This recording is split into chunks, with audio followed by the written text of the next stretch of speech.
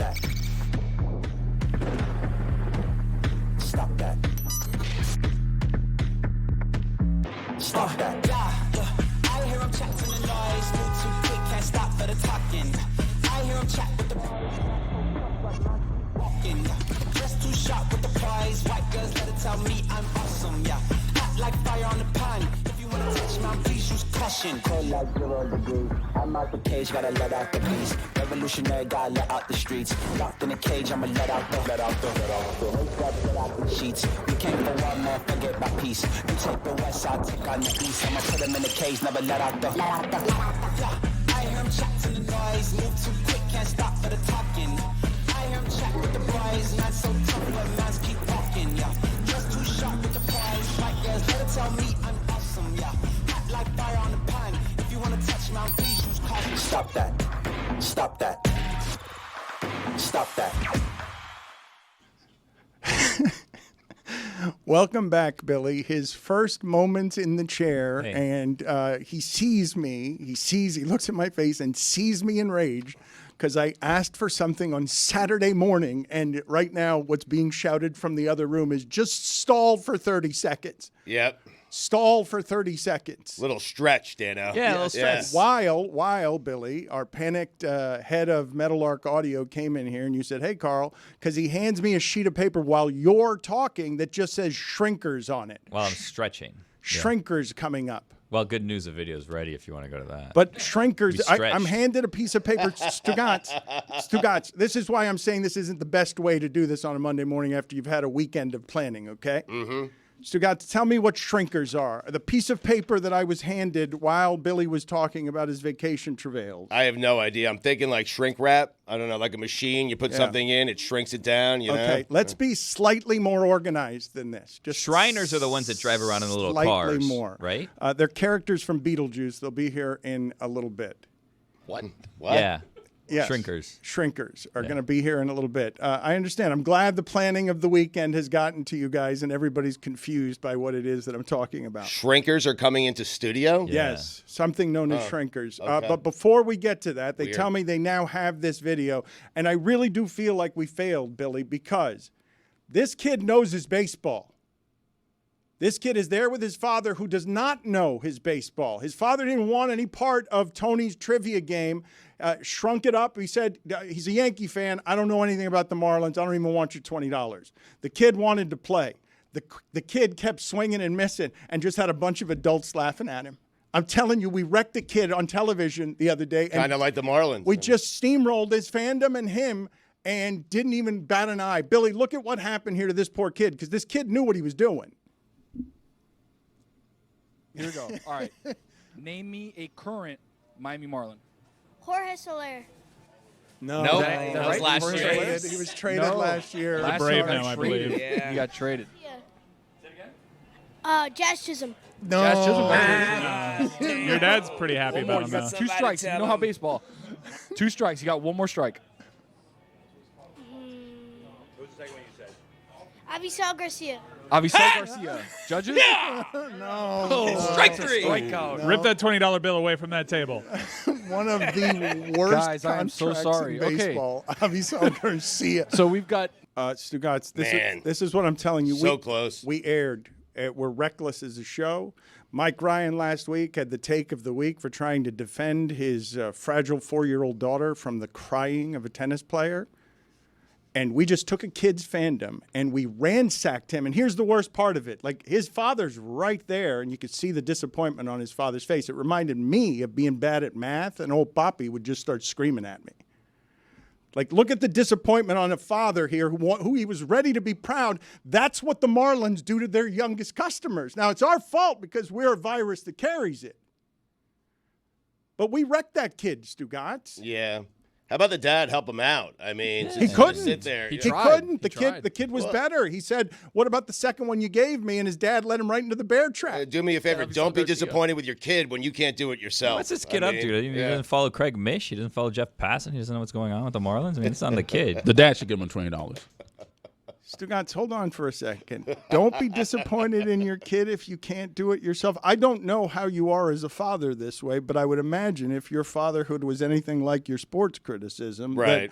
that you would be exactly the father who would criticize his child for or expect more from his child on something he himself could not do. I'm just saying my kid would get it right. If you asked Rachel to name a Met, she would be able to name a Met, a single Met. That's all I'm saying. Like Dad, honestly, don't be disappointed. You can't give Tony the answer, and you can't help your kid out. So don't be disappointed when the kid chokes under pressure for $20. By the way, that looks like a great sandwich shop. It really does. It's a hot dog Hot place. dog It's stand. a Hall of Fame God. hot better. dog place. Oh, looks so good. In fairness, Avisail Garcia's still on the Marlins payroll. Like, they just DFA'd him. Yeah, So, but- like, I feel like he's still collecting checks. I mean, Well, I think we got some stuff wrong because Soler wasn't traded, right? He left as a free agent and then he was traded, right? Yeah, he left as a free agent, so we got that wrong. It's hard to keep track of. He was traded last week to the Braves. Yeah, he was We traded were at the we were on deadline. top of that. No, I know, but I'm saying that before that, crazy deadline, huh? Yeah, a real Cool. fun deadline. yeah. Very exciting. we didn't talk that much about it. You weren't here to enjoy baseball with us. I wasn't, and I would just see the Marlins players getting traded. I was surprised, honestly, and this is going to sound bad with all due respect to the Marlins. I was surprised that they were able to move a lot of the pieces that they moved and get back in exchange what they did. They seemingly rebuilt their farm system, which we've heard a number of times. So we'll see. No, how- this how time, but I trust this guy plays out. more to do it. Why? Do you not? No, why? Well, just because the Rays, He's been here 5 minutes. I mean, But I'm trust- sure Peter Bendix is a great lad and all, but I don't know him from Tom, Dick, or Harry. I don't know if he knows what he's doing. You were just excited about this 2 seconds ago. No, I'm not excited. I was mean- surprised they were able to move as many pieces as they did, and they were able to get as many caliber prospects back that they For got who? back. Who surprised you that Puck? Because I've told you I don't understand the baseball has become so fast evolving, Stugotz, that a left-hander like Puck, to me, I watch him pitch, and I'm like, nobody should be able to hit that. But he's got control issues. Like, who were the guys that you had that you were surprised they were able to get anything back for? On the flip side, I was kind of disappointed that Bell went and we didn't really get anything for Bell. They just kind of took salary for him, maybe a player to be named later, because they were just trying to get rid of his salary. I saw a thing the other day, and I don't know how accurate this is, but I'm going to tell you as though it is accurate, that the Marlins pay the second most amount to players not on their team. I think only like the Yankees were higher than them. So the Marlins are paying close to $60 million in players to not play for the Marlins. And I think that their salary is like $14 million for players to play for the Marlins, which isn't how you want to do it, typically. Well, but Billy, this part's funny, right? And this is where I missed you because the appalling mismanagement of this franchise that now gets another cleanup. Avisail Garcia is one of those pieces. They're paying him a ton. He was terrible here. He was just truly terrible here, but they skate on all of it. Like there aren't any great. I'm curious what you think of this, Stugotz, because Thomas out there was telling us while they were booking shrinkers that he saw that 40 Marlins fans were on a flight to Atlanta to watch the Marlins split against the Braves. Big series. Big win. Well, not a win, but split. That's dedication, man. And so he was wondering what a sad trip it was for those Marlins fans. And what I thought to myself was how this show had failed those fans because this show stopped caring about like last week, and those fans still care about that stuff. It's not the show's fault. It's not our fault. We stopped caring about the Marlins because the Marlins have given us every reason to stop caring about them. I mean, I imagine they booked that trip before the trade deadline. I don't think that they were inspired by the trade deadline to go to Atlanta, per se. But, hey, I don't think they've lost a series since the All-Star break. They're getting hot at the right time, the Marlins, right now. They have a split against the Braves. Watch out for the Braves. May miss the postseason. Just mark my words. May miss the postseason. Weren't you jealous? Weren't you jealous of Roy getting to win the Stanley Cup, Mike getting to win the Stanley Cup, Mike getting to the finals again and again with Jeremy winning the Summer League with the Heat? Summer League win. It's about time for your team around here.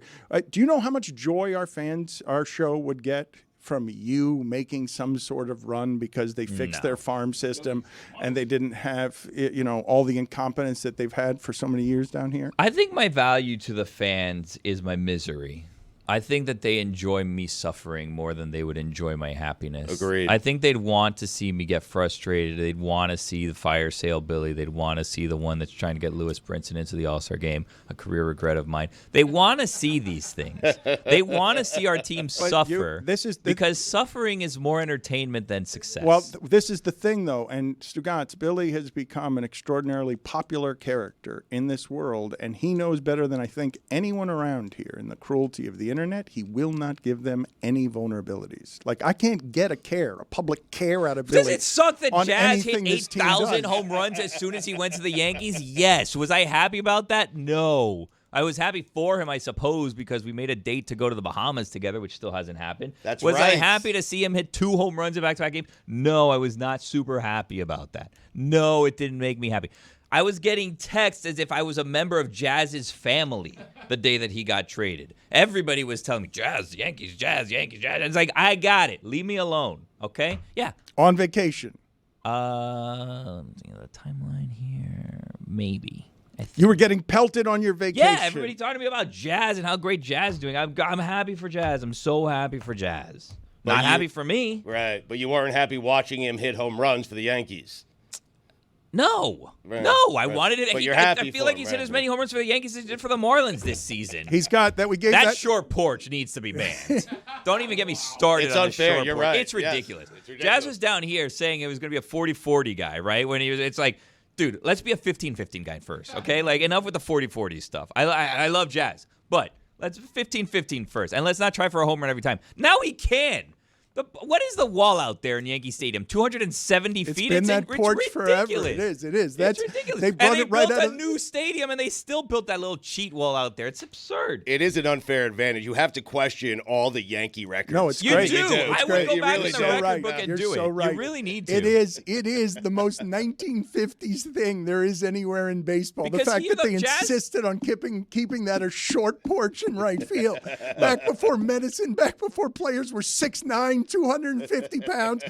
Back when Roger Maris, Stugotz said that last week. How's he not in the Hall of Fame? Because he had that one season with the short porch where every fly ball goes right out of the park.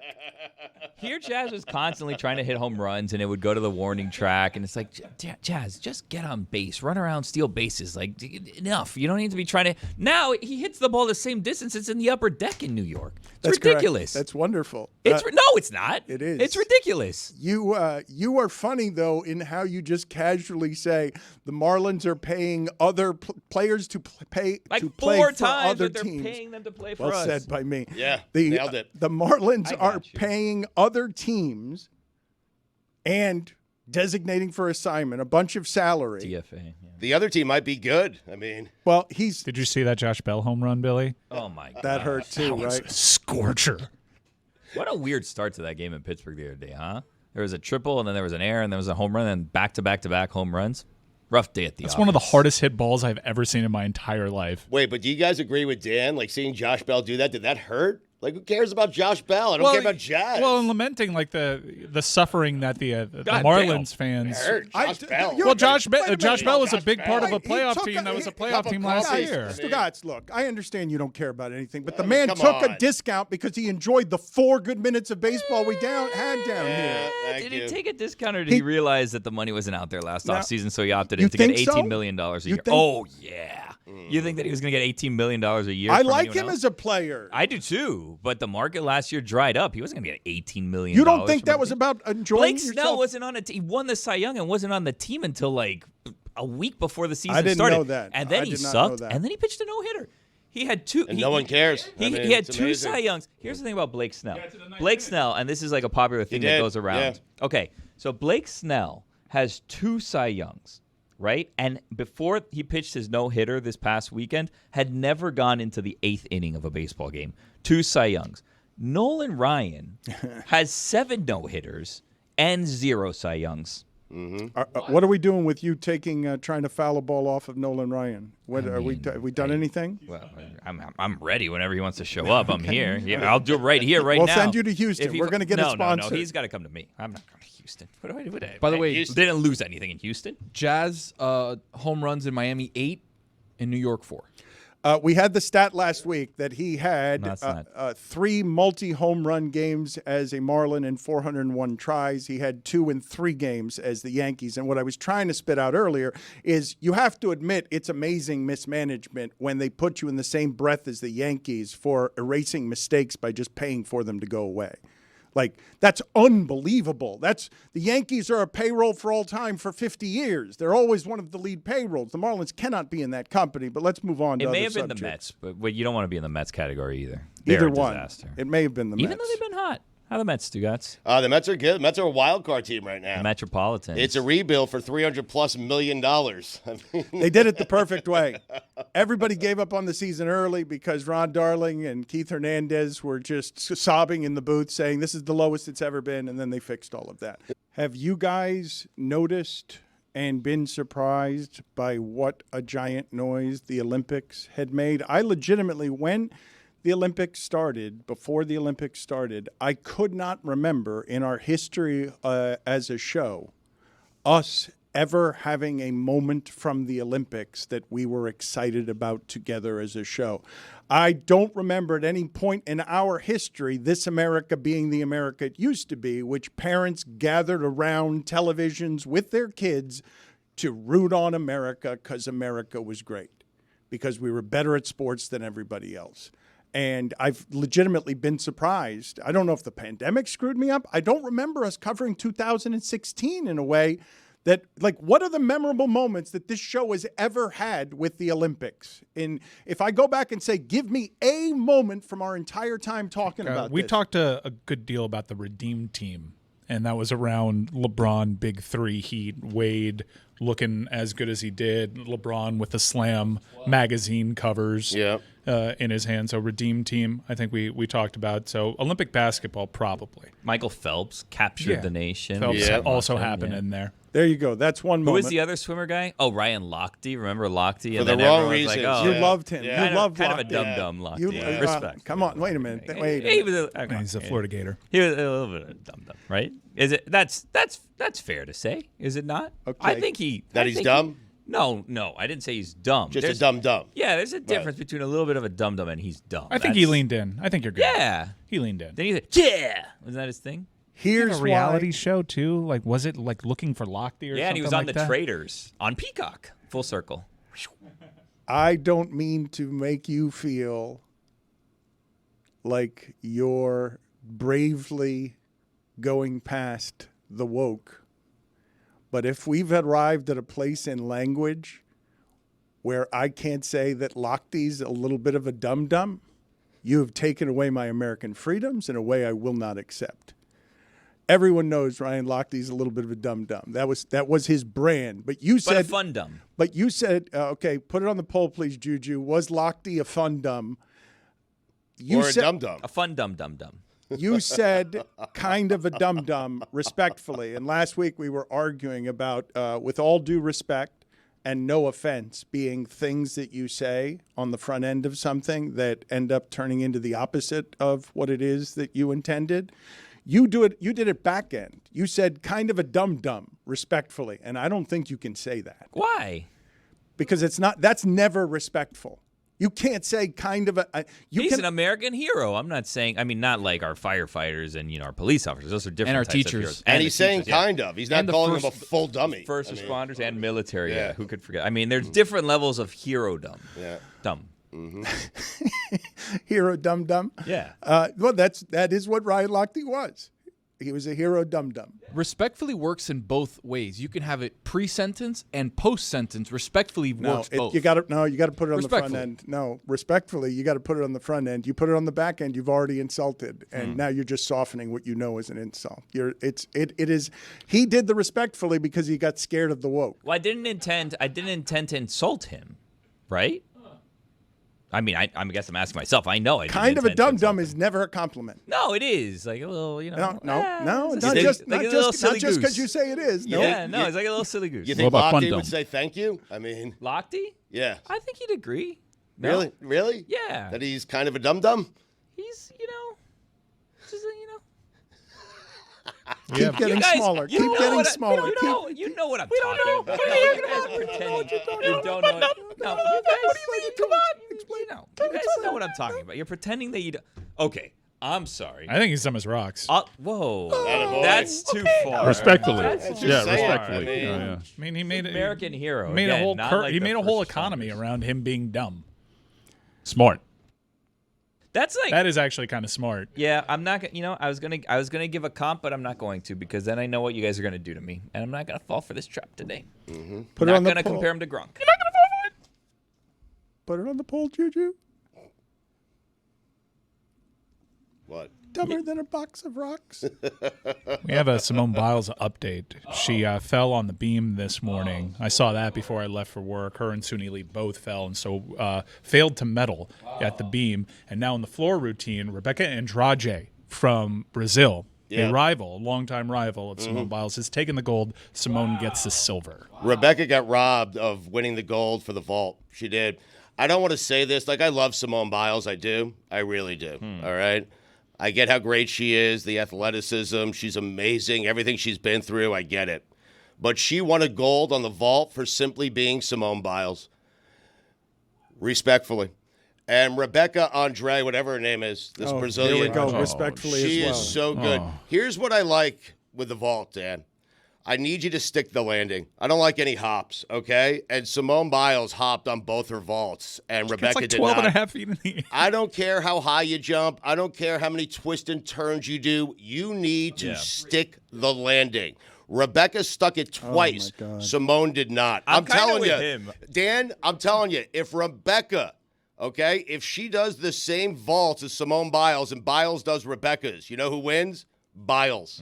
That's what I'm trying to say. You like that double step, that little hop? Like when you don't like it. land, I want you to Stick it. plant, stick it, blow out your knee if you have to, but you stick. Carrie Strug didn't do that double step. Don't twist, don't turn, jump straight up in the air and just stick the landing. You do like that, Yeah, like and a then you pencil. hold it. Yep. If you do that and then you go back, I feel like it's not. That's not vaulting. The hops, I mean. Mike, you whimpered in the middle of that, the only context that matters, as these two criticize a little hop from Simone Biles because they do their job with such perfect dismount. This isn't like some random competition in Tuscaloosa. Like this is the Olympics. right. Like we want sharp. If you're gonna give a gold, give it to someone Right. that's sharp. Well, but You don't win reputation medals, Dan. Exactly I mean, right. come on. okay, but I understand in this country we're now celebrating ignorance as expertise. I understand that we're doing that. I would just say to you that when Mike whimpers, she's 11 and a half feet in the air, which I think is higher than any of the men can go. Like it's an unbelievable height. She's allowed a bit of a hop, even though you two would like her not to hop because she's doing something no human being is able to do at that height. There's a degree of difficulty in what she's doing, and you don't have the savvy to understand it because you're ignorant. Oh, you're next level. Oh, wow. I don't Respectfully on that one. Respectfully, I am not. Bark on her. I mean, Jesus. Okay. Respectfully, I don't know these things either. I need social media to explain it to me because in gymnastics, they're not all going at the same time. It's not like a photo finish. So it's really hard for me to understand how much higher and how much more difficult Simone's routines Which is are. why the hop is so key. If there's no hop, Right. no hop. Yeah, but if if- there is a hop, then there's a hop. But what I'm saying is, Correct. if they're going at the same time, you can see how much more difficult her routine is and how much more air she is getting. By the way, breaking news update: Jordan Childs has won the bronze medal in this. So it goes Andrade, Biles, Childs, 2 Americans medal in this event.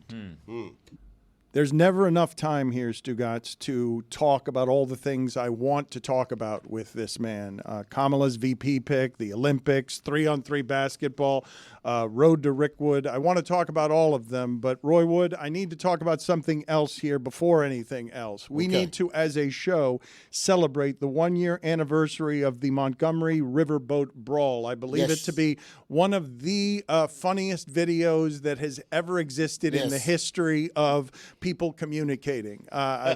Poor, lowly Alabama black riverboat captain attacked by drunk white people who refused to move their boat so that the riverboat could take its proper parking space at the dock. A 5-on-1 ass whooping turned into a 40-on-5 ass whooping in reverse. They turned it around like the Bills at halftime with Frank Reich taking them down the field, down, was it 38, 35? I don't know. You remember that ass Yes, whooping. yes. Listen, This is one of the seminal moments in Black history that, if not for anti-CRT legislation, would be in the history books for the children to study for years to come. But this is also about healing, Dan Le Batard, because on the same day as the anniversary of these white people getting stomped out, Kamala Harris is set to name a white man as her vice presidential. Now, we don't know which white man, but we do know it's a white man. Yeah. And you think that's a coincidence that she's going to announce the white man right at the same time as the anniversary of the Riverboat ass whooping? She's bringing the country together, man. We do know it's going to be a white man. Put it on the poll, please, Juju, at LeBatard Show. Is the Montgomery Riverboat Brawl one of the seminal moments in Black history?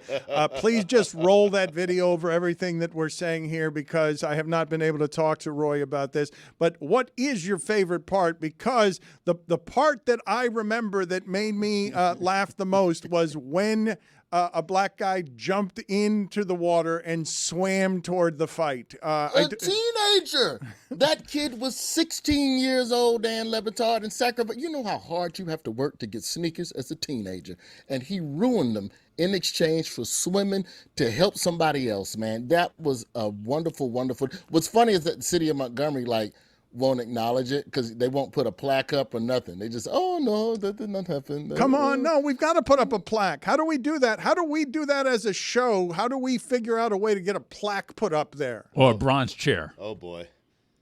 I like that better. I like the chair. That's a much better suggestion. Do we have the power to do this? I mean, every week John Oliver is doing something ridiculous on Sundays where he spends an enormous amount of money to put something stupid somewhere. Do we have the ability? Do you have the power to help us do this? I can make some couple of calls. I am friends with Mayor Stephen Reed of Montgomery, and I'll talk to the old mayor offline. Let's not call him cold turkey right now. Okay. And we'll see what they have up their sleeve. But, I think it's just one of those funny moments where I don't think anybody knew. If you showed that video to anybody and asked them to guess what would happen next, they would not be able to guess what happens next. That's one of the many reasons that it is funny. We've just seen people dumped into the water there. Into the water. He's got shows this month in Denver, New York, New Jersey, all over the place. He is still out there hustling. RoyWoodJr.com is where you go. The website is RoyWoodJr.com. He's taping a new special for Hulu next month in D.C., and we've told you Road to Rickwood is very good. It's the podcast on civil rights and baseball with NPR, because he does some very serious work around the comedy that has some depth to it. Do you have anything for us on what you want from Kamala's VP pick? Can I just say that I don't think anybody on earth is prepared for the level of vetting that happens. Is it me, or was it just like last week, the week of secrets? Like every VP has done something that you don't like, or they voted wrong on the thing that you support, and a week before that they were all the perfect white man. And now we didn't find out RFK is taking dead animals and putting them in the park and taking selfies with them, or whatever the hell that was about. We found out that the second gentleman cheated in the first marriage. Why are we just not talking about this? That's what happens during a VP vetting. They find everybody's secrets, man. Hold on. Everybody's trying to throw shade. Tell me about this RFK thing. So part of what I heard was that he saw a bear on the road that had been killed as roadkill, and he got it for meat, and he was going to put it in his fridge, but then he had to get out of town, and you can continue the story from there. It's absurd. As far as I understand, ask the team, as far as I understand, he took the bear into Central Park. Did he take a picture with it? Did he take a picture of the? You lost me at put roadkill in car. At that point, I'm like, you can't be president. At no point, unless you're from West Virginia, maybe Eastern, like Appalachia. All right, y'all eat roadkill. Like that's an understood thing there. But if you just, man, I saw a dead bear. I was like, man, let me put this thing in the car, and then put it in Central Park and spin this thing politically. Like, no, man, you can't do that, bro. Put it on the poll, please, Juju, at LeBatard Show. Is it okay to run for president if you're from West Virginia and put roadkill in the car? Because that's the only place that you're allowing it, right? I had not heard of the idea of bear meat has just been killed by a car, but he never got to refrigerate it. He never got to actually eat the meat. He dumped it in Central Park. Well, didn't dump dumped it. Did he dump it? Staged. He staged like he was trying to scare cyclists with it. He wasn't just dumping it. Yeah, not before taking a photo with it. And I guess in this whole plan to salvage the bear meat, he forgot that he was traveling that day and he realized, I can't take this bear carcass with me. I mean, Roy, it's never been this dumb. The whole thing has never been this dumb. Drew Unga had a tweet that said, I can't believe Cheryl Hines is now more embarrassed of her real-life husband than her TV husband. Don't you just miss sex scandals being what politicians did wrong? Put it on the poll, Don't Juju. you just miss Sure the Kennedys sex do. bang scandals. somebody you wasn't supposed to bang? Was it Marilyn Monroe or Lewinsky or whatever? And now it's like, because of all this digging and all this deep dive stuff, and then finding J.D. Vance's old social media posts, now we're finding out way too much. I know we're supposed to know about a politician as a person and how they vote, but I don't even know all that. You know what? I don't You're even so know right that you're about taking this, the though. bear meat, He has desecrated the Kennedy Dame more nowhere than in trading the sex scandal for a roadkill scandal. The other don't sell him Kennedys are short. He embarrassed. has a sex scandal and like a harassment scandal. Like that's out there too. And he took a very curious approach to his like, more stuff is coming out. You gotta keep the scandal simple. That's why you got to respect Hunter Biden. That's old school scandal type behavior right there, bro. That's just drugs and sex. And like, it's like, okay, fine. He's not taking dead animals to the park and trying to scare people on cycles. Have you been enjoying the Olympics? You're the host on Peacock of a new competition show called The Other Games. It features events like swirling, ball busters, extreme flip cup. Yeah, we're the bootleg Olympics. We're all the events that didn't get approved by the IOC, but it's still a good watch. I've had a good time. Do you guys feel like the Olympic shit river is an important part of the competition? Like, I kind of like the element of death, like E. coli poisoning, because it levels the playing field. Like, it's an X factor that you can't account for in any shape, form, or fashion. I almost feel like we need like an environmental disaster integrated into every games. That's why LA is going to be perfect for the summer games. What we got right now in LA, the 4th largest wildfire in history. Run the bikes through it. It's in the mountains. Yeah, we do need to raise the Inhale that stakes. smoke, baby. We'll see if you win now. You saw that American who won the cycling the other day. She hit that Super Mario boost in the last like half a mile and won so big nobody else was in the picture. Put her in the Big Bear Mountains north of Cali with the smoke coming down her lungs. Do it through the flames. They gotta do the triathlon in the LA River, that 4-inch canal that the Terminator was chasing John Connor through. Oh my God. Just everybody scraped up with concrete scars. You have it right, though. I've Raise the enjoyed stakes watching with it. the E. coli. Raise the stakes. It's a shame that the athletes aren't all getting a fair shake in the water because of the whole environmental stuff that they tried to fix. But I think what we've learned in this is that you can't say the water's dirty today and clean tomorrow and then dirty today and dirty tomorrow. You know how you take a dump and then you flush that dump and then there's still particles from the previous flush in the clean water? That's what the river is like. I feel like that's what they're doing in Paris. Like they dump it and then they go, all right, it's good. It's like, nah, man, there's still particles. Man. Remnants. Yeah, you got to double flush before you tell me to get back in the water, baby. And they not double flushing in Paris, and that's the problem. Do you have any climate change events that you're thinking of particularly, or you just want, like, what are you adding sports to the Olympics? No, I don't want to add sports. I just want to add the element of environmental change so that we can see just how, what we almost had it with FIFA. Was it Dubai, where it was like 120 degrees, but they covered every stadium like a coward. So I think 2028 LA is a prime opportunity to show people just how much the world is ending. A dry LA river for all water events. I like that. We can pray for a fire, not an inferno. I don't want people to die, but just something enough to just hit them lungs really hard. Like, remember when you smoked a cigar the wrong way for the first time? You want that. for a couple of miles on the incline too. And if there's no fire, we can do a controlled burn. We got professionals. We know how to make fire. Make it more challenging. We deserve this. We did it to ourselves. Gators in the water also for water events, but I haven't figured out how to not kill the swimmers in the earlier heats. What is the dirty dishcus that the other games does on Peacock? What is the dirty dishcus? Yo, man, so many of these games. You remember Wipeout? Yes. Which was basically a remake of MXC. That's literally what it is. Like Kevin Hart and his Heartbeat Productions company put together a show where we just got influencers and random people to literally just throw themselves up against walls, to jump and run, and just do all types of insanity, man. The 3-on-3 basketball interesting to you? Are you only interested in the big basketball team? How are we drafting these people? And I'm not trying to hate on whoever. Why isn't Jaylen Brown? Why isn't he?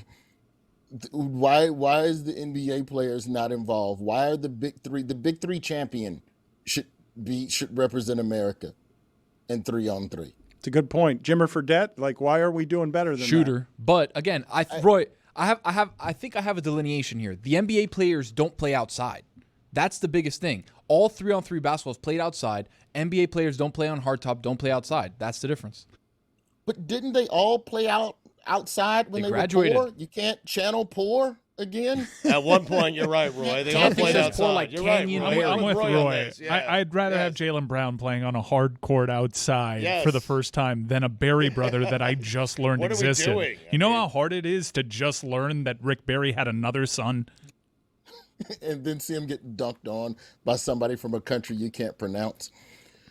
I like 3-on-3. I do think that as Americans, the Olympics, we aren't willing to concede that they are other countries and they know how to do the thing too. They've been watching YouTube tutorials. They're good now. It's okay to lose if you're an American. It's not the end of the world. I do respect that the American ping pong team, you see what they did, right? I saw like the Chinese keep winning ping pong, and then America basically did the reverse of what all the basketball teams do. Like all the basketball, so many black Canadians all of a sudden on Canada's I didn't know all these black people were black Canadians. And then Americans are like, okay, well, we're going to get us some Asian Americans who've learned ping pong straight from the source and then put them on the American team. And then that's how we're going to compete. That's we're basically in some sort of weird international transfer portal with countries. That's really what the Olympics is now. It's like, okay, you're black until we need you, and then we need you to come over here for a little while. Would you mind being Cape Verdean for a little while? You say it's okay to lose as Americans, but the first thing you're doing is saying, hey, why isn't Jaylen Brown playing for us in 3-on-3? Because we're losing 21-6 to the Dutch. It's okay to lose. I didn't say it's okay to start your 15th seeded. How deep do we get? Who said, who did they lose to qualify? I'm not saying put a bunch of scrubs on the roster with respect to Rick Barry and Fredette. I'm just saying if there are better people who are available and free, put Steven Jackson. You think Steven Jackson won't foul out and play hard outside anytime? We're talking about the same man that takes softball serious, and he never did that professionally. Yeah, he ran you off. Yeah, he ran you off celebrity softball forever.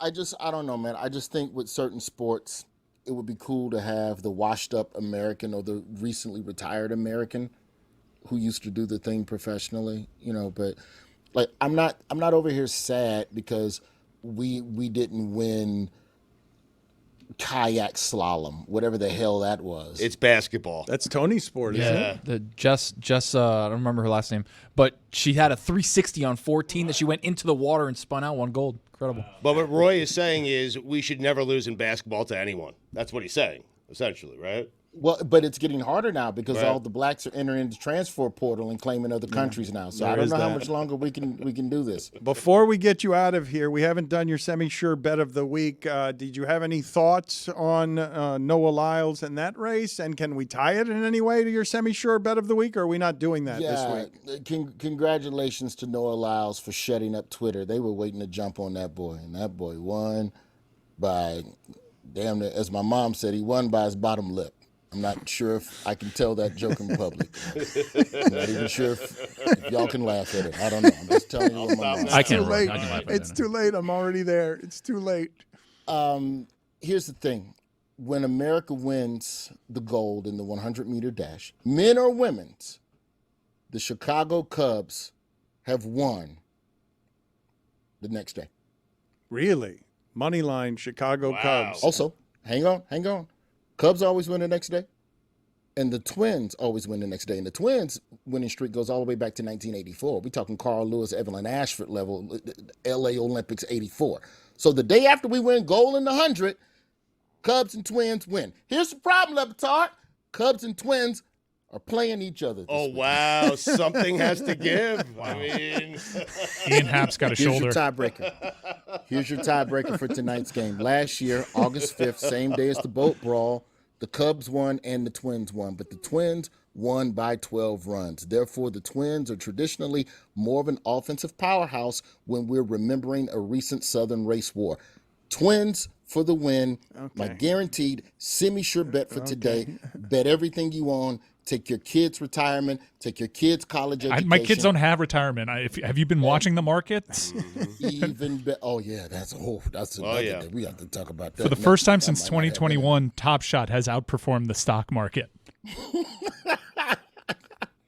I'm investing all my kids' stuff in skee ball tickets. Here's some tickets. Go buy something for yourself at the Dave and Buster's. Yeah, that's the semi-sure bet, bro. Give me the Twins today. And later this week, when the U.S., if we get gold in the 200, give me the Cubs always going to extra innings. Anytime the United States gets a gold in the 100 and the 200, the Cubs go to extra innings. The Cubs are playing the White Sox later this week. The White Sox, I don't know if you heard, 20-game losing streak. Yeah, they're really bad. Really bad. You probably should pick the Cubs. They're It's due. all Cubs week, bro. It's Twins right now, and then when the Cubs go to play the White Sox, you go Cubs over Sox in extra innings. That is the semi-sure bet of the week. Get tickets at And Roy. apologies to everybody who lost money on my bet last time I was on. That's my bad. It was semi-sure. You didn't say it Right. was a sure bet. It was just a No semi-sure. lock. You said to bet everything on his semi-sure bet. Also, buy some tickets, roywoodjr.com. Thank you, sir. We appreciate the time. See y'all. My life as I know it is about to drastically change forever. And the reason I say that, as many of you know, I'm going to be a father coming up in December to a baby girl, and it's crazy, and I can't believe it. And a lot of my life is going to change, but there's one thing in my life that's going to be constant. And since 1975, this original light beer has been a constant, a mainstay for the entire planet. And it's going to continue to be a mainstay for me. It's Miller Lite. They keep it simple, undebatable quality, great taste, only 96 calories. It's the beer that strips away everything you don't need and holds on to what matters most. It's a light beer that actually tastes like beer. You don't have to choose what's best. Miller Lite has great taste and is less filling, and it tastes like Miller time. To get Miller Lite delivered right to your door, visit MillerLite.com/Dan, or you can find it pretty much anywhere that sells beer. Celebrate responsibly. I will when my daughter's born with a tall, cold glass of Miller Lite. Miller Brewing Company, Milwaukee, Wisconsin. 96 calories per 12 ounces. Fewer calories and carbs than premium regular beer. Greg, I don't know what you think we do here on Tuesdays exactly, besides promote all of the things that you have, a podcast and now a book we're going to be promoting today. So I don't know what you think we do, but just generally speaking, if before the show we're wandering around as people who have done this for 20 years and you squawk at some point, fraud Swede. Yeah. Yeah, and so when I think, oh, Cody's got something on pole vaulting, and so then I go to you when the show starts, and what happens? You ask Billy a question. Right. Yeah. He's the only former pole vaulter among us. I know, Expert, but yeah. you had a strong opinion. You had a strong opinion that I'm still waiting for after you said you have a ton to talk about on pole vaulting. Yeah. Mondo. Billy, answer me this. Is Mondo Another question. Is Well, hold on. Mondo a Hold on. Swedish citizen? If he spends half his time in Sweden, half his time in U.S., I would assume so. I think you'd have to be a citizen to I compete don't for the country. know about that. Okay. Well, But he was born in the U.S., is that correct? He was born in the U.S. So I don't like this where guys are born in a certain country and they're playing a sport for another Right. country. No, it's ridiculous. It's absurd. They shouldn't be allowed. Mondo should This be is your forced- Olympic take now, guys? You heard of Joel Embiid? or- Yeah, I don't think you're aware of how much that actually hurts the U.S. more. Okay. Huh. I'm going to look this up right now. Okay, this is going to be a bit of a gauntlet Hold on, today. he's looking it up. Yeah, I've got Yep. two people here. I in the did nothing. I No, mean, but the two of you are aggressively Literally. ignorant, anti sort of things. Immigration. I mean, Okay, I take it back. He does have dual citizenship. okay, But he's when got you're- paperwork. well, that changes Paperwork. everything. That yeah. changes everything, Right, unfortunately. yeah. I still think he should be Unfortunately. made to relinquish his medal, but Relinquish his medal? He's more legit than I thought he was. Why should he have to relinquish his medal? Well, he was born in the United States. Yeah, it's weird. So Greg Cody gets to decide what citizenship you have, what nationality you are. Yeah, you got to draw the line. Okay. You know, my grandmother was born in Canada. It doesn't make me Canadian. Sports are where you will find all sorts of things in politics. Just know that's the America of the future if somebody wins. Just know that, yes, I get to decide who everybody's nationality Greg is. gets to decide. That's right. Me maximum. No, yes, me maximum is going to be president of the United States. I'm just saying the Olympics began as country versus country. So it's the U.S. athletes versus the Swedish athletes. I just want to be clear on something, Stugotz, because I don't want to make these games geopolitical. They have been blessedly free of any sort of free-ish. entirely. I mean, Free-ish. You have 35 athletes from Belarus, I believe, in Russia, who are competing on a team that's been described as not a team. All right, Yeah. you know what? You are correct. We will find any manner of malfeasance here that we can wrap a number of flags in. Sports absolutely does that. But to have these two guys in here as the aging demo on what it is the Olympics should be during what feels like some of the best Olympics we've had since blank. Like so that 84. that it's been a while, for whatever reason, that America has felt like it gathered around a television set to care about pole vaulters. It's been more than a decade. Yeah, well, the last Olympics was swallowed by the pandemic, and the 20 games were actually played in 21. So I think we were predisposed to love anything that was actually taking place on time in front of huge crowds, let alone in a cinematic, gorgeous setting of Paris. So, but I agree with you. I think it's been a wonderful games. Well, there's no disagreement to be had on that. Like, there's somehow consensus about, like, you'll dislike things here and there and argue about things here and there, but you can find wonderful stories. Look, man, it's the best of sports in little cubes. Like, they're giving you nonstop stimuli. Mike Ryan yelled at me as we're starting the show, Patty Mills is going off.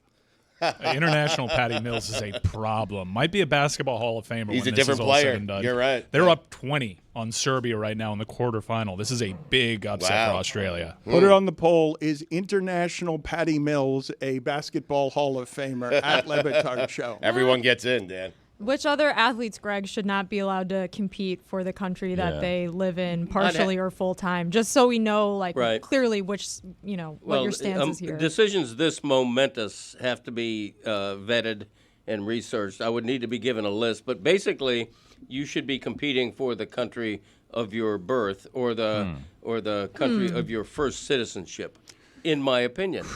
So if you leave a country because they have like an oppressive regime and you immigrate somewhere else, you should have to go back to that country if you want Just to to be be in the clear. Olympics? No, I think that's an exception to the rule. Okay, so the rule. Well said, Well, yes. it's good that you. So you think you should change the rules, Right. but basically, you think you should change the rules, me maximum, so you get to decide what an American is. Well, to the best of my knowledge, Sweden does not have an oppressive government or nation. I could be wrong. I'm going to have to talk to my Swedish friends to determine that, but I don't think So that it's by country then?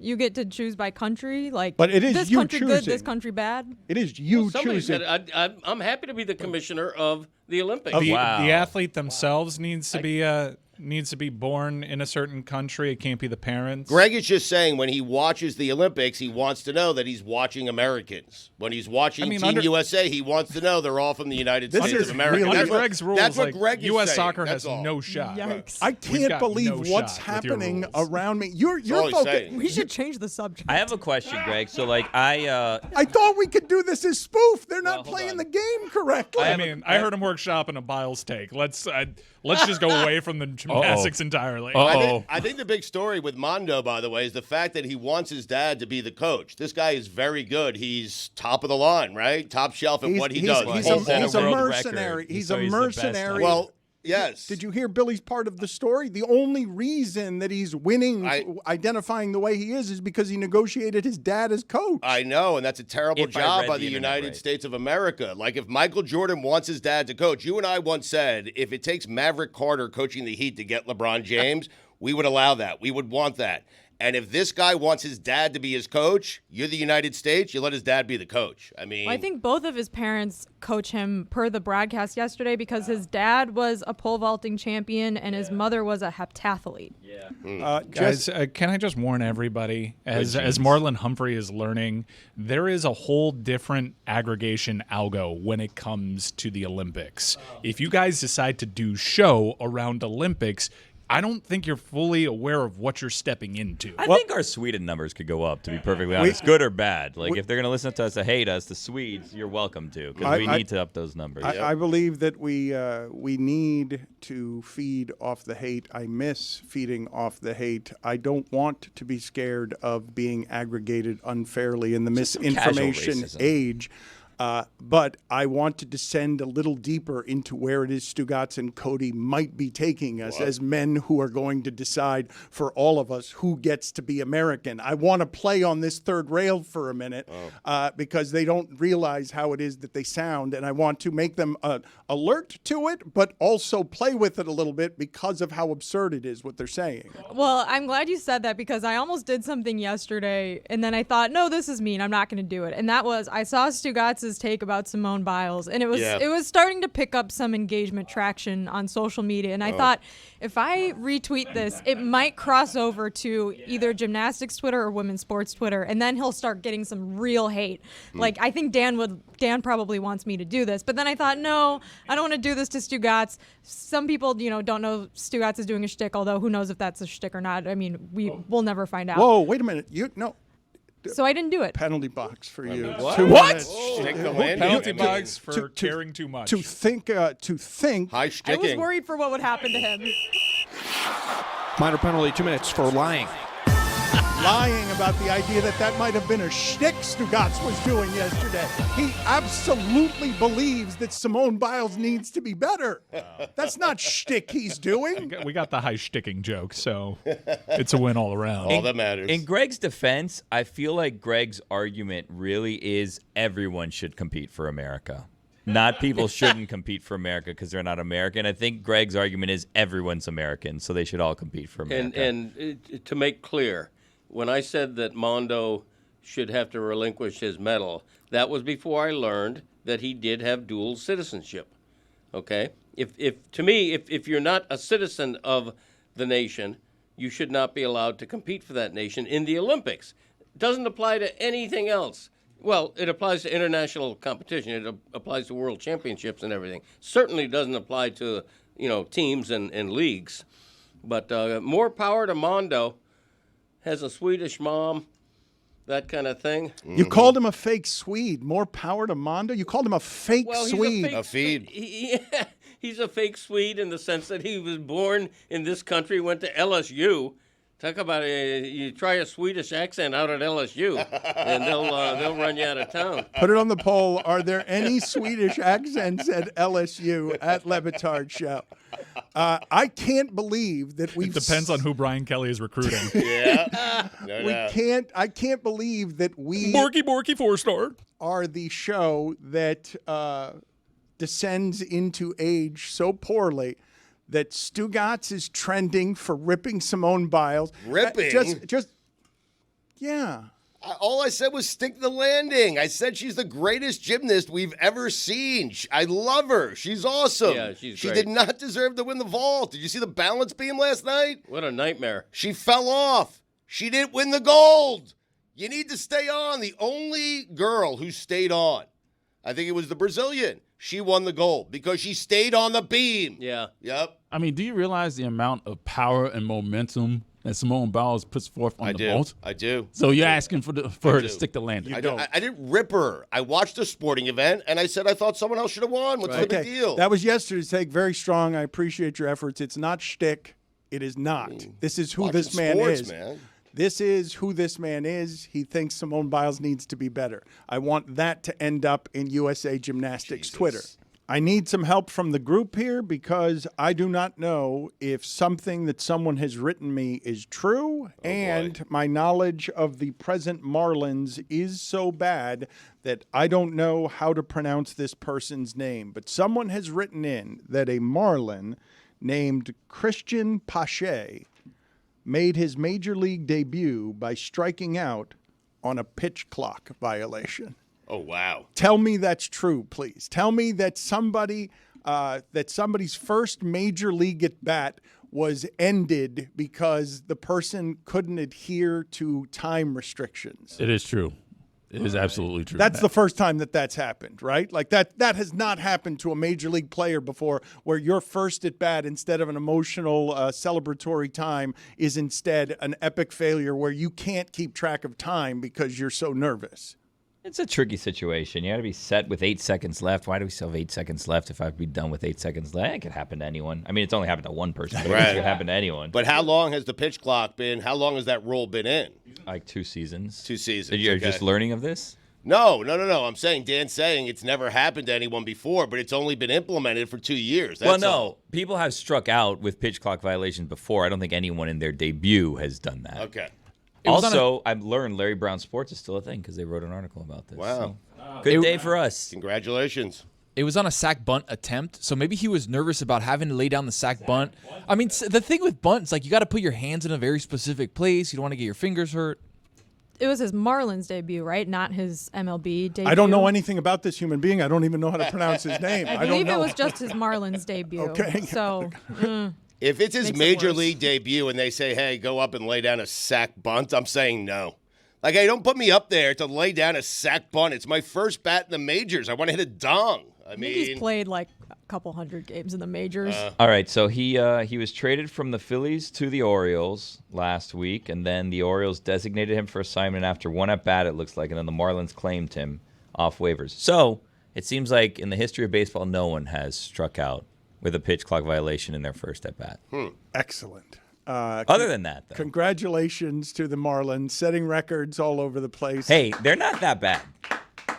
They could be worse. Marlins 2024. Quote, they could be worse. Could be the White Sox. Well, I sent a note last night. Just last night, I sent a note. Hey, the rest of this season, I want to be the international leader in covering whether or not the White Sox are the worst team ever. Like, I want to see if they can break what I thought was an unbreakable record in our most historic sport, whether they could fail to win 40 games in a season. They're getting hot. I mean, They won last night against Oakland. They did. To end their 21 to end their 21 game losing streak. Oh, man. I feel like this is a glass houses situation, though. Like, we can't be the people to talk about if they're the worst team ever, because that'll just piss off all the fans that are then like, well, you're Marlins fans. But Jessica, nobody's ever been this bad. Like, we really are headed toward a special place with these White Sox where they've been playing, this goes back to whatever, the St. Louis spider webs or whatever of the 1800s. Like, nobody has ever been this bad. that wasn't a team name. No, but something like that. You know what I'm talking about. They're the crazy old-timey names where all the players were named Heine. And it was the late 1800s. And, the pitchers would have 60 complete games in a season. I'm very late to the White Sox party, but I saw yesterday Ozzie Guillen, and I saw that it was the clip was from like 2020, where he was just talking about how much he hated Nick Swisher. Like on the post-game show, pre-game show, whatever. I don't think the White Sox know what they have in Ozzie Guillen doing pre- and post-game work. Like, this seems incredible because most teams, if they're not having the best season, don't have their analysts just ripping the team and ripping former players, where he flat out just said, I hated Nick Swisher.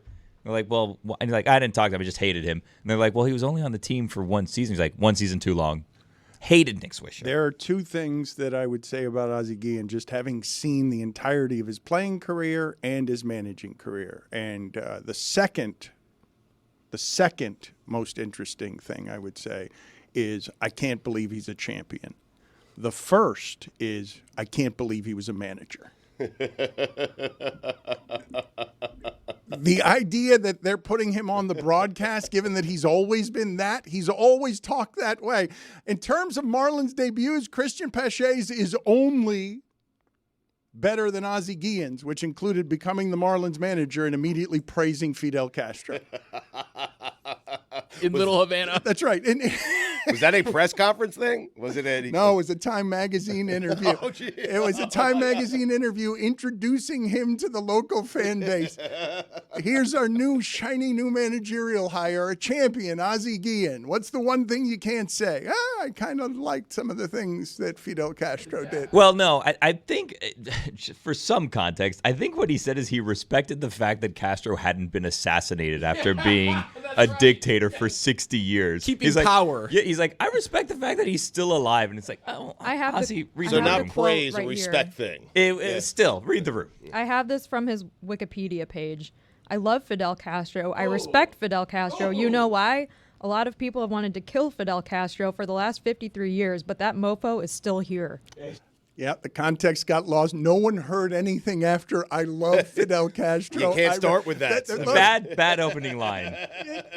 I respect Fidel Castro as a bad second line. No one heard it. Yeah, well, it's not just that no one heard it. He was speaking to a bunch of people who are in their second language understand I love Fidel Castro and nothing else that he said. So that's all they got, and that's how he opened his career.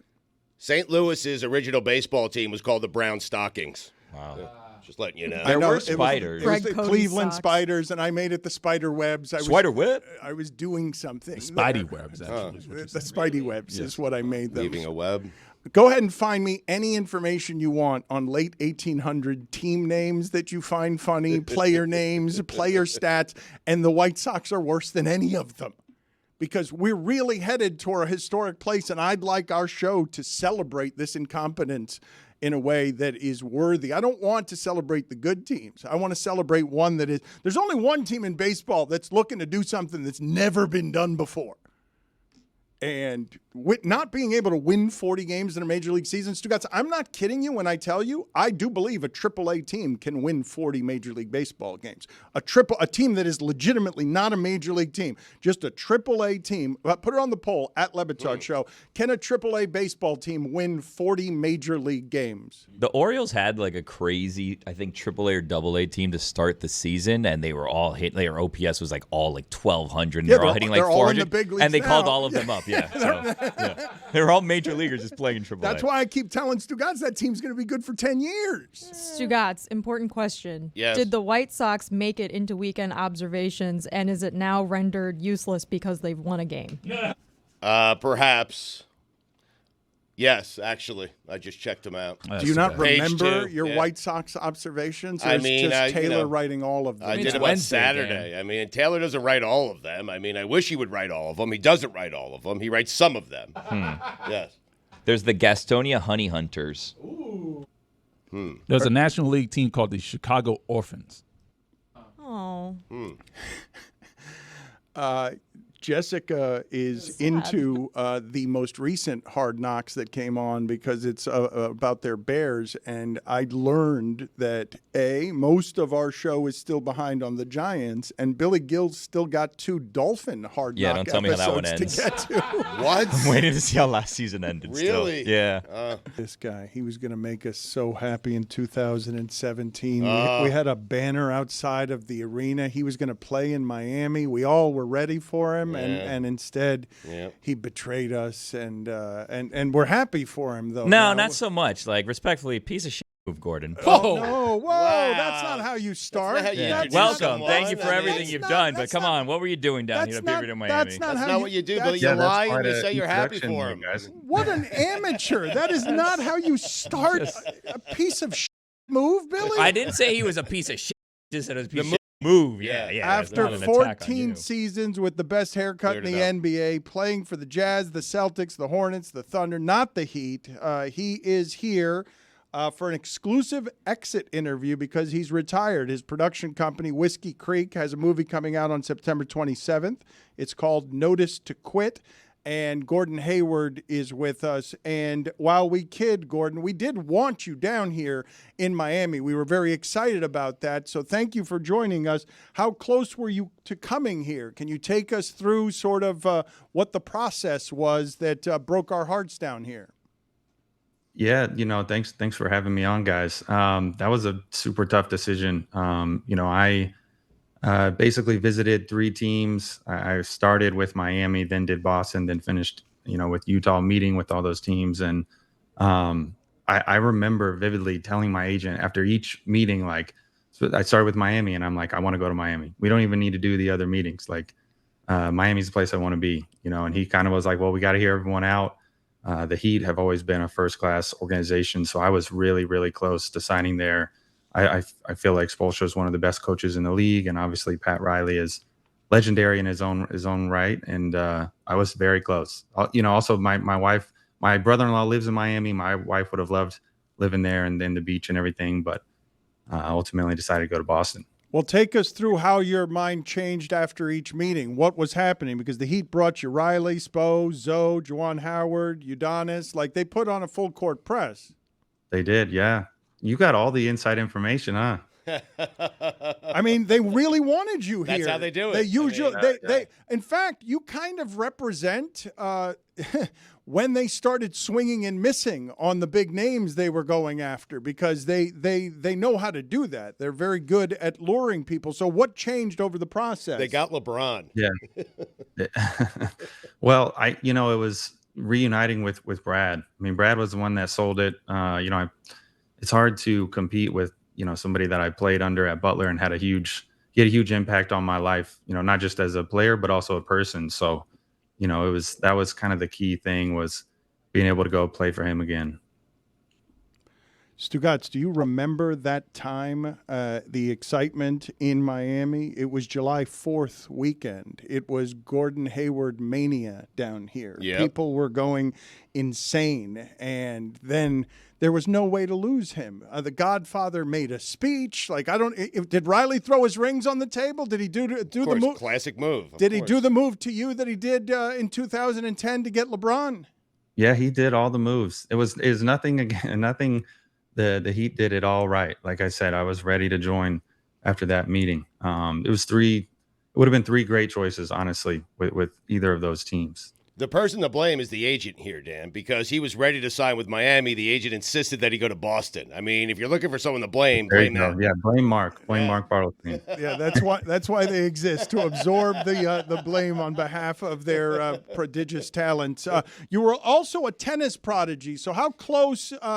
Explain to me how your life would have been different, or how good you were at tennis if you had chosen that as the obsession instead of basketball.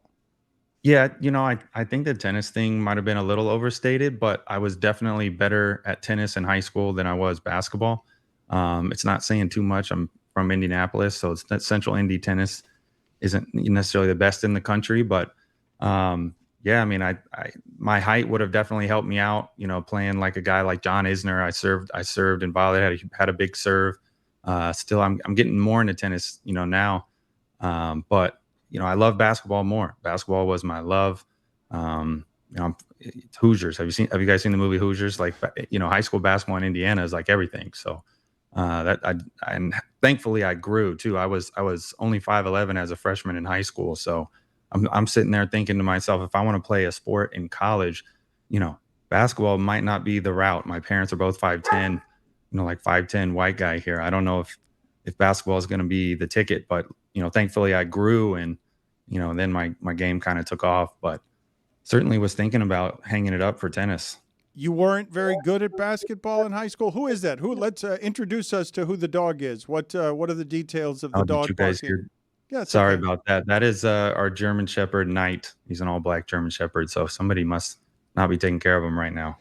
Oh, somebody in the house is in trouble. Who's Guy likes to responsible? blame everyone. Whose responsibility is Knight? You weren't that good at basketball though. Like, what were your dreams in high school? What were your dreams? You didn't think you could be an NBA player yet? I just was a late bloomer, you know. I was like, wasn't very recruited. Like I actually only had offers from Butler and IUPUI. Had a really late offer from Purdue. So, you know, those are. It's not like I was getting recruited everywhere. You know, we won state in high school. I had another player on my team, one of my good friends who played at Miami of Ohio. So we won the high school championship. But, you know, I like I said, I wasn't ranked like a 5-star recruit or anything. Didn't go to any of those camps that everyone else goes to. So just a late bloomer. At the risk of upsetting you, this is not the intention to upset you because of the way Billy started, but I just want to play the call of what would have been different and how much haunting there is because you're playing against Duke and Gordon Hayward's about to beat him. Gordon Hayward can knock off Duke as the late bloomer. Let's play that call here. It's Hayward pulling it down, getting around Zubac at midcourt, launches the shot. Oh, it almost went in. Almost went in, and Duke is the king of the dance, 2010. Oh, it should have gone in. It would have. Yeah, it should have gone in. You thought it was going in. You thought it was going in. Did you think it was going in? You know what? I didn't think that one was going in. So there was a shot before that I took a fadeaway over Zubac. We were down and it back rimmed. So from my vantage point, it looked like it was good. The half court shot, I wasn't trying to bank. So I thought that one was way off. And then, you know, it kind of like banked, and I think they did like a sports science on it. It was like 3 inches to the left or right. I needed to shoot it more. So that one was really close, but I mean, it's hard to hear that for sure. Did it haunt you at all? Like that specific shot, obviously losing a close game, you're that close to winning the championship. Everybody dreams of that stuff, but that particular shot and Stugotz's beloved game of inches, does that stay with you for a couple of days, just the shot, or a couple of years or a couple of decades? It certainly stayed with me for a short period of time after it happened. You know, you're thinking about what if, but to be honest, you know, then you have such a whirlwind of an experience of deciding to, you know, leave college early and go to the draft. And then once you decide to do that, it's like, you're like constantly trying to get ready for that next level. So like, I haven't really even thought about it. I haven't had too much time to reflect. You know, you're always thinking about what's next in your career and trying to get better and trying to do different things. So, you know, now that I'm retired, I'll probably think about it. And you guys just started off that thinking. So maybe it's going to haunt me tonight. Would you have stayed in Utah if you had known that Donovan Mitchell was going to be that good? Or did you have any idea that Donovan Mitchell was going to be that good? No, I had no clue. I mean, he's, you know, one of the best players in the NBA, especially at what he's able to do. And you never know. So it's hard to play the what if game. You know, you can play that game too. Like, you know, if I stay, do I get hurt? I mean, me getting hurt in Boston changed the course of my career. And so I don't play the what if game. You know, I have no regrets of my career and the decisions that I've made. I know it was one of the toughest decisions I've ever made, as we just talked about. Miami, Utah, Boston, all really good choices. What do you regard as the most fun you've had playing basketball? Like, what is the period that you look at and say, that was the best time, that felt like the best time to be me? That was the most fun. It was least pressurized and more fun. Yeah, High school basketball in Indiana, man. I tell people this all the time. Like, you take it for granted because you just don't know when you're doing it. But being able to play with like your boys, there's nothing more fun. I feel like in whatever sport you do, or even whatever job you have, if you're able to do it with like your friends and like your best friends, you know, you're in school with them, you're going to class, you're going to parties, you're going to all this other stuff with your friends, and you're also playing basketball. And being from Indiana, like I told you, we had huge crowds. You know, our gyms in high school gyms in Indiana are huge. So playing in front of those crowds too is something special.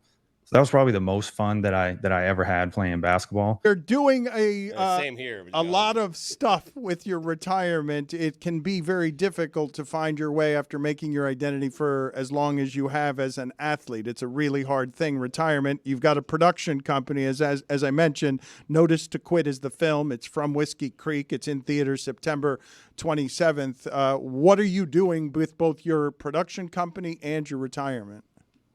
Yeah, I've always been interested in movies, and so I'm looking forward to telling stories and making movies. As you mentioned, we got this movie Notice to Quit coming out, starring Michael Zegan, Casa Bella Suarez. Simon Hacker wrote and directed it. He actually was the guy who did my comeback documentary for the Players Tribune. He's super talented.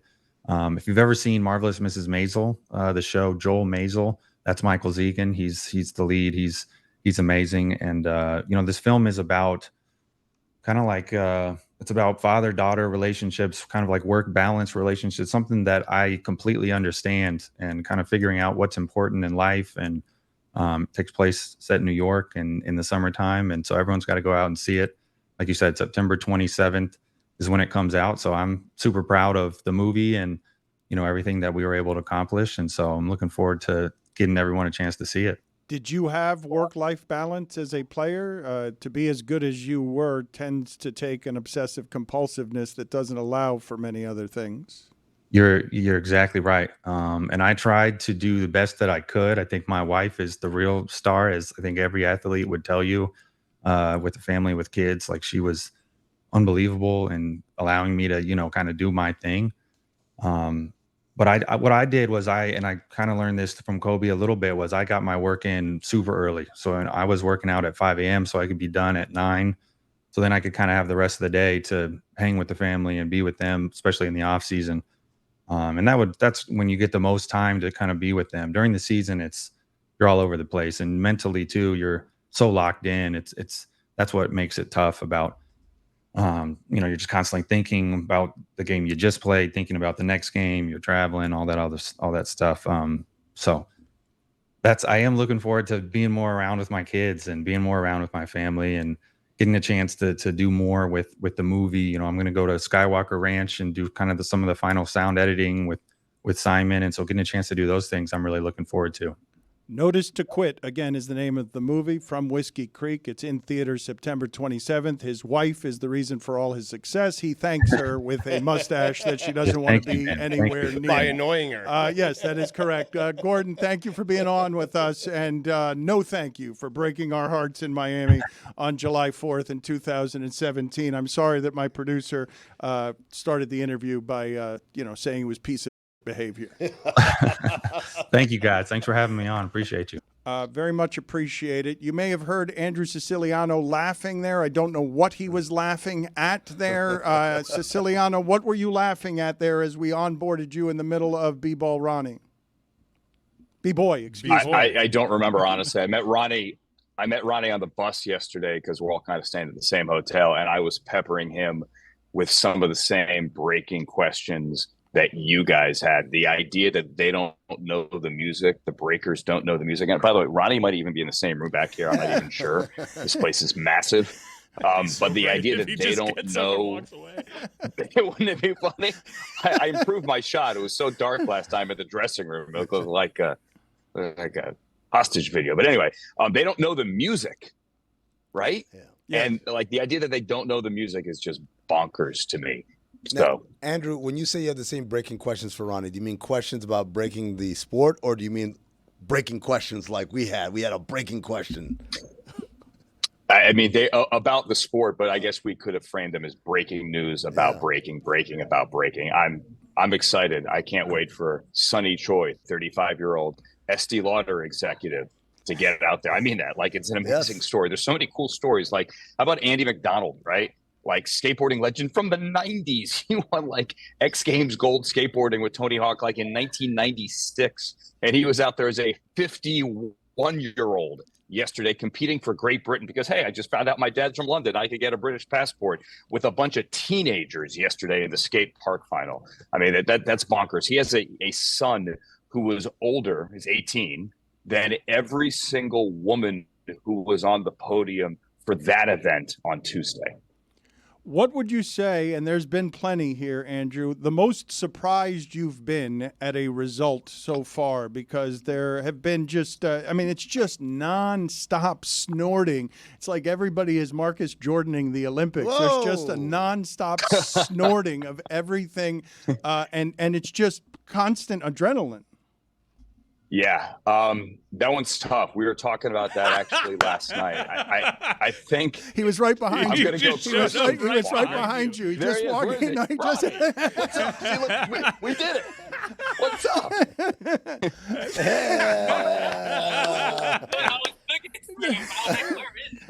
We made this happen. Yeah, like the balcony and this place is huge. Like I was trying to figure it out. I get lost here every single day. See you later. Like they have, honestly, it's a maze. It's like you're at Costco and you just have to look for the signs hanging over the aisles as to where to go. Where were we? Most surprised. Doesn't he have to be in Paris? Isn't he a judge? What was happening? We're not in Paris. Many people are. We are not. So Kristen Faulkner was a rower at Harvard. Stop me if did I tell the story last time? And she started working on Wall Street, and then she took up cycling because she went to a clinic in Central Park. Oh, I'm going to be a cyclist. This is fun. And then she won gold in the road race. Wasn't even supposed to be in the road race. Someone else didn't go, and so she subbed in. And then she won a gold yesterday in the velodrome. So she has 2 gold medals. She didn't even take up cycling until 5-6 years ago. And she walks away here with 2 gold medals. I mean, to me, that story is just insane. You did tell us that last time. It's okay, though. Okay, well, now she added a second one yesterday. She added a second gold yesterday. What the hell's so going there you go. What's going on there? Like, how is that possible? I thought the Turkish 51 the Turkish 51-year-old who shows up, put his hands in his jeans, and then just wins a silver medal. What's with people just showing up at the Olympics and winning? That's not supposed to happen. We had our first men's weightlifting U.S. medal in 40 years, something like that yesterday as well. We have like the U.S. women against Australia water polo. That could get mean and nasty today. Women's volleyball, big rivalry, USA Brazil today. So we're getting to the point where it's like, the big headliners finally going at it in the semis and finals. So we're getting to that. We got Noah Lyles as well today. I mean, Noah Lyles woke up and tweeted something like, "You're already dead." Did you see that? Like an anime reference here from a character that I don't know anything about, but "You're already dead" in Japanese. So he's calling his shot. He claims it's over today for the 200. He's getting his double. Siciliano, can you turn over your right shoulder and read off of that guy's shirt who's standing behind you? Can you just... Greg was right, and you know it. Oh. See? And you know it. Can you take us through? Who else is in this studio? These guys. Who else do you want me to find? These guys. Tom Brokaw. They're all No, at he's being negative somewhere else. Peacock's Gold Zone. They broadcast 329 medal moments from Paris by the end of this weekend. It's all going to be over. And are you hearing anything about what Tom Cruise is going to do? Have you heard any exclusive information about the stunt that Tom Cruise is going to pull in taking over the Olympics to Los Angeles? I have not. I have only read what you have read, which is they were going to do something in Will Rogers Park, which is like right across the street from Riviera. Then they were going to do, I have not heard. Then there was something with the Hollywood sign. So, I mean, I think I've just read the whole TMZ stuff that you guys have read. I am not privy to that super secret info. To be fair, if there was going to be someone who's going to break that news, it would be Mike Ryan. I wouldn't turn to any other source in the world. Yeah, the excerpts that I've seen from this TMZ story leads me to believe that there's a transatlantic flying squirrel suit situation. Yeah. Because it makes it seem like he's picking something up in Paris and then dropping it off.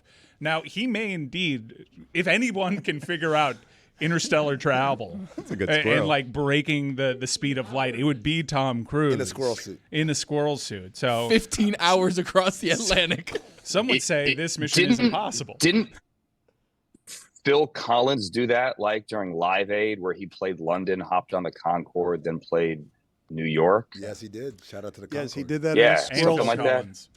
Andrew, in a squirrel suit. Yes. You mentioned Noah Lyles, and I think in these Olympics, there's probably nobody that has the more potential for just being a breakout star. He's already done the double in the World Championships, but it's nothing like the Olympics. What is going on with him? Is he just like a drama king and he wants to finish second in the semis, not really putting it all out there? Because I'm a little nervous for this 200. It's supposed to be his better race. Yeah, he doesn't lose even heats in the 200. So the look on his face when he didn't win that heat, I was reading his face, and there wasn't like the big smile, big deal, I don't care. It was kind of stoic there. So I'm curious to see. I think he's still going to have that same Noah Lyles energy. I don't know if he's going to take a Pokemon card out of his suit like he did back at the U.S. trials. But this is it. I mean, this is the Wheaties box. This is everything. If he can get the 200. Now, if he does it, I guess whatever, big deal. He still got the gold in the 100. But this is his thing. I mean, he calls the 200 his wife and the 100 his mistress. City of light and city of love. He's bringing them all together. He got the one that people doubted him, right? Like he wasn't supposed to. I mean, he said he was going to get it, but people doubted him on the 100. No one doubts him on the 200. He is supposed to win the 200. But if he gets them both, then he's Carl Lewis. Carl Lewis in '84 in LA. And he has written his ticket for life if he gets this. Andrew, you said this would make a breakout star, but we've known about Noah Lyles for a while now. Simone Biles we've known about for a while. Katie Ledecky we've known about for a while. Who is the breakout American star whose life is going to change? Not just like, oh yeah, you won a gold medal, but you're coming back home and now you're getting Wheaties boxes and commercials and all types of exposure. That's a good question. I'm a fan of Gabby Thomas. She won the 200 and did so cruising to victory. I mean, we know Gabby Thomas, I guess, but that was a big stage for her to claim it. I love Gabby Thomas as well. I'm a huge Gabby Thomas fan. Steven Edorosik, maybe. The pommel horse closer, your Mariano Rivera of pommel horse, if you will, who came in and closed, and he's got the glasses and he's got the memes and everybody wants a picture with him. I think Alana Mar, women's rugby, which seems like a year ago already, but it was the first week, and the fact that they won in walk-off fashion like that, I mean, that was one of the first shock the world moments, I think, for not only the Americans but for the games in general. I think she with that platform, Tom Brady. I mean, look at her social media. She already had a gazillion followers. She was already I don't know how many she had on TikTok, but she was a massive TikTok star that has exploded. And I guarantee you she's making serious bank there. Everyone wants a picture with her. So I think those are the American names that have truly written their ticket, I think, when they get back home. Gold Zone and Peacock have crushed it 10 hours a day, every day, all week long. Loves it. You finally linked up with Scott Hansen. What was that experience like? What was the feedback of that experience? The feedback was good. We had a good time. Maybe in retrospect, it would have been great to do it on a Sunday, like we're together on Sunday. But there were so many golds to hand out over the weekend, like 48 golds in 49 hours. But making us the story, if you will, would have been silly. So we did it on Monday. We did 45 minutes thereabouts to an hour. To me, it kind of felt like that old Martin Short, synchronized swimming bit from SNL. I know you, but we're not the same person, obviously. It was fun. It was back and forth.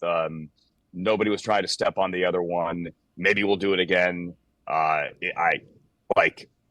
didn't want to talk too much. He didn't want to talk too much. There was so much great stuff going on. We're trying to cram as much on the screen as we can, but yeah. It was cool. It's like Pacino and De Niro in Heat sitting across each other. Just like that. We appreciate it. Yeah, they put up the Kobe and Shaq pictures. I'm like, come on, guys. It was, hey, I liked that people liked it. How about that? If everyone at home liked it, then good times for everybody.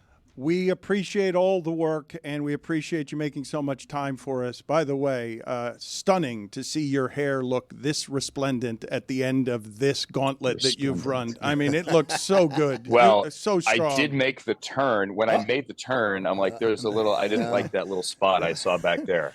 So we might have to go fix that before we get on air. Can you fix that in post? We'll edit please? it, even though it's live, and everyone's already seen it. Thank you. Good seeing you, Andrew. See you guys. Mike, you were singing in my ear. You're obsessed with Brandon Ayuk. You wanted to interrupt everything Siciliano was saying. I had coffee with Macaulay a half hour ago because I got heat on my mind. Not the Miami Heat. I have nothing there. We have our news that we're breaking next, but apparently it's already broken on the internet. Yeah. According to @LeBatardShow on various social media channels, John Tesh will be debuting a new edition of Roundball Rock after the break. The new edition. The new edition. Yeah, not remember a new during edition. lockdown, John Tesh made a promise to us that we could have the rights to Roundball Rock. Yes. Now, little did we know this would be a major deal for us because we never thought that NBC would get the rights back and Roundball Rock would be back in the big leagues. I know that Fox uses it for college basketball, but he promised us this, and he could have just walked away from the deal, pretended like it wasn't legally binding, but he's a man of his word. There you go. Honor. So we are debuting a new edition of Roundball Rock. The new edition. The new, not a new, the new. The new edition of Roundball Rock coming up after the break.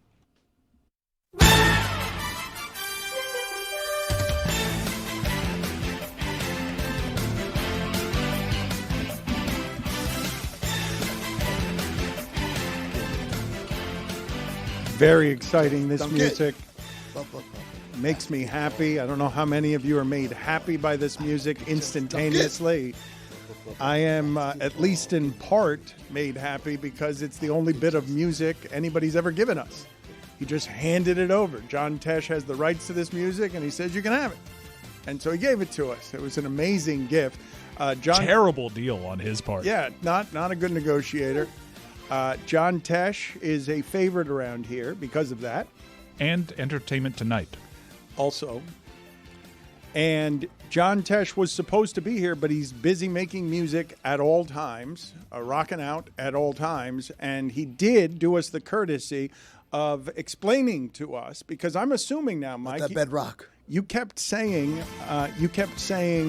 a version of Roundball Rock, but I'm left to assume that the bit of music we're about to play, given to us by John Tesh for a reveal to the nation, is going to be what NBC ends up using, correct? Like, it's been decided. It's no longer negotiations, talking back and forth. John Tesh has made new music for NBC. I did not know that. We're debuting this? Whoa. I thought... Wow, we are a big deal. I thought that that's what we were doing now. This is the official new Roundball Rock? Yes. I believe that's what we're doing. Wow, whatever he's going to set up right now? I think he's so. here? Well, he's not here, but he has sent word, like at the Academy Awards when they're accepting their award, but they can't be there in person. So John Tesh has made us a video to include us in this process. It's very exciting. Let's throw it to that. Hey guys, it's great to be with you again. I'm real excited about sharing this new piece that I put together, and I wanted you guys to have it first to see what you thought. It is we're calling it the shredded version of Roundball Rock. We went back into the studio and got me on Hammond organ and a guitar player named Andrew Sinowick, who's pretty incredible, and the rest of my band. And we put together I wrote an extra piece to put on the end of Roundball Rock, and then we did what's known as the shredded version. So get ready, because here's the first time anybody other than the people in the recording studio are hearing it. I do have one beef with you guys, and that is you recently interviewed an old friend of mine who was sort of turned on me, and his name is Triumph the Insult Dog. And I see the clip, and you guys have Tesh on, and you're celebrating. Oh, yes, even though we're losing inside the NBA, at least we're getting Roundball Rock. Hooray. What a great deal. We're trading Charles Barkley for John Tesh. That's a fair trade. Maybe we can trade Kenny Smith for Yanni. And I noticed that when he was going after me that you didn't defend me at all. It's cool, I understand, it's Hollywood stuff. But as we debut the shredded version of Roundball Rock, I just want to say to you, Triumph, because I know you're watching the show as well, to you, here is Roundball Rock, the shredded version, for you to poop on.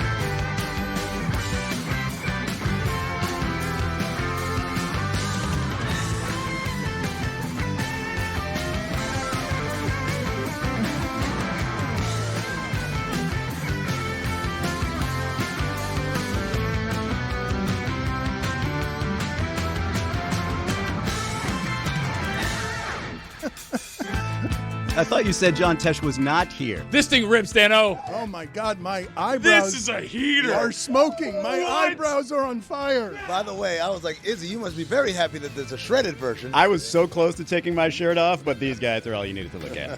Oh, you should have taken your shirt off. The Izzy version, the shredded version. This is the biggest thing we've ever done on our show. This harkens back to a time. This is the greatest thing. Is our guitar player like the third member of Simon and Garfunkel? What is this look here? Because it's not John Tesh. No, it's John Tesh's brother. That's it. Phil Tesh. For the audio audience, in the back there, Tony and Lewis, they were losing their headsets while also weirdly starting to break capoeira. Visually spoofing Saturday Night Live, which was spoofing the Dunk It. Basketball, gimme the balls. I'm gonna dunk it. That's amazing. I'm very happy. I imagine the audience that's nostalgic is going to love that. I don't know if everyone will be as enthusiastic as us nostalgic Dude, types. I'm so grateful that John Tesh decided to debut this with us, but legitimate goosebump moment when that first guitar hit. And I realized that this wasn't a joke and we were actually going to over-deliver on something. This might bring back hair bands. It's that good. Yeah.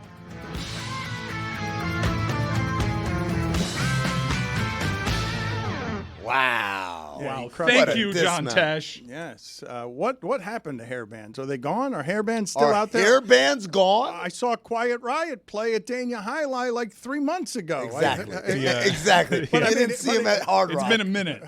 What are you doing at Dania Highlight, Dad? Nostalgia circuit, really. Quiet Riot was there. That's why I went. I went because, but I mean, no hairbands are still doing it?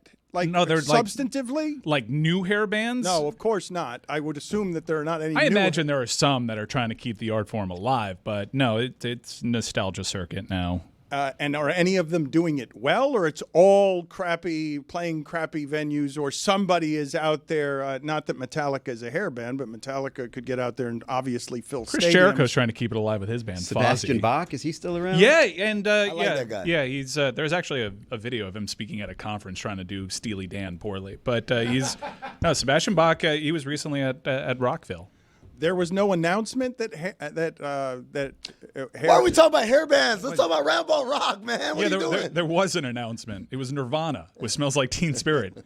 Dead. Gone. How did that make you feel? I mean, as somebody who's a nostalgic old person. Oh, I mean, I got emotional. I do a good job of masking it, but like that song, that riff has something on me that I can't ever shake no matter where I am, because it reminds me of all those great Sunday afternoons. You turn on NBC and Marv Albert or Bob Costas has this whole monologue. And I pray NBC has a department of people who are just writing these monologues to open every single one of these big games, because that's the most important part, is you get this very uplifting kind of building music, and Marv Albert says something like, somebody's got to set the tone, right? Yeah, you got to say that the banner in the summit does not hang for Clyde Drexler. Like things like that. Like, Ernie Banks, Mr. Cobb, never went to the World Series. O.J. Simpson, the first man to run more than 2,000 yards, never played in the Super Bowl. And Michael Jordan has never played in the NBA Finals. That's a real NBA on NBC intro, ladies and gentlemen. Like, all of those things are burnt in my head. And at the end of it, you get a statement. Today, someone gets an answer. And the NBC Peacock thing goes in there. The music hits, and you get all that stuff, and guys complaining to Jake O'Donnell and stuff. And then bam, Peter Vesey. We can do this in real time. Why don't you give it the setup that you want, and we'll queue up the new shredded version of Roundball Rock right after you. I'll do this. What I'll do. I'll write one for a fictitious game in the future where, can I do it? Where Anthony Edwards has just been traded to the Miami Heat, and he's playing against the Minnesota Don't overcomplicate this. Just do it on the fly. All right. I got it queued up and ready to go. He says he's not a leaker. I get a text. Not a leaker? Who said anything about leaking? I get a text. It's a hypothetical in the future. Because I was going to set it up with the new shredded version. I was going to set up great news speculation, and you just stole it from me after accusing me of being a leaker because of something I shared with you during the break. Is there news? I hadn't heard. I was just coming up with something wild and wacky. What do you want to do? I want to write this monologue. All right. Well, that's going to take a minute. Keep your eyes on the round ball, guys. Yeah. This was a big moment for us and our show. John Tesh gave us the exclusive. I think we're making a mistake in not just going right back to it personally. Well, the way to go right back to it is as introduction to some speculation I believe people need to watch out for now that Amin has betrayed me and leaked information that I was giving him during the break. But you guys are screwing up this aggregated report so bad. The star of the show is John Tesh, okay? So, like, like regurgitate whatever old intro that you loved. You don't have to write a new one or come up with one on the fly. But let's get back to this shredded version of Roundball Rock.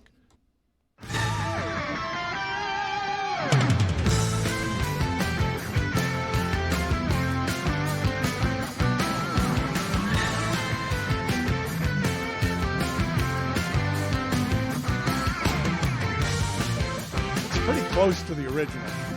Yeah, but it's shredded, Dan did the shredded version. But this one's not ours, just to be clear. I'm sorry, yours. Right, that is correct. This one does not belong We actually owe them $20,000. This now belongs to NBC. You may have Turn heard that down, Ben. They paid a lot of money for the rights to basketball. Music rights are expensive. It's why Stugotz isn't here today. We couldn't afford his daily rate. The music has gotten very expensive ever since we left ESPN. ESPN wasn't willing to pay for any music either. No, that was the whole thing there. Our issues with rights predate independence. Very exciting.